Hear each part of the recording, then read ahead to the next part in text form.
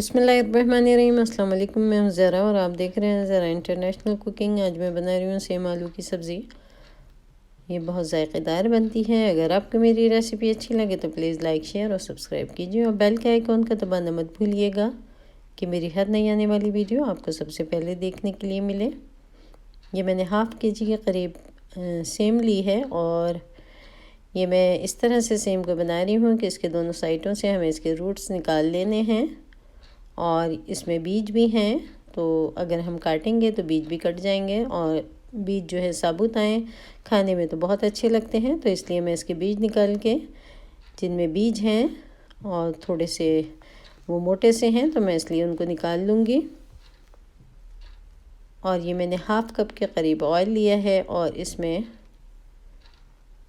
Half tea spoon मेथी दाना add करूँगी और जब मेथी ब्राउन हो जाएगी तो इसमें सब्ज़ी ऐड करूँगी। और ये मैंने हाफ़ kg के करीब जो सेम ली थी उसको बारीक काट लिया था। 2 मीडियम साइज़ आलू है और 2 मीडियम साइज़ टमाटर हैं।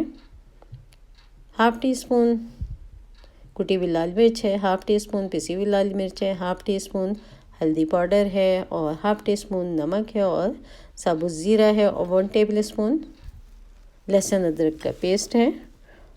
और अब हमने इसमें सेम ऐड किया है। मेथी दाना ब्राउन हो गया था तो हमने इसमें सेम ऐड किया है और इसको थोड़ा सा चलाने के बाद मैंने इसमें 1 टेबल स्पून मैंने इसमें लहसुन अदरक का पेस्ट डाला है। और उसके बाद ये अपने स्पाइसेस सब ऐड करेंगे, उन तमाम चीज़ों को अच्छी तरह से मिक्स करेंगे और ये बहुत मज़े की बनती है और झटपट तैयार हो जाती है। मैं कुकर में पका रही हूँ, ज़्यादा इजी होता है। और उसके बाद मैंने इसमें 2 टमाटर ऐड किए और हाफ़ कप के करीब मैंने इसमें पानी डाला है।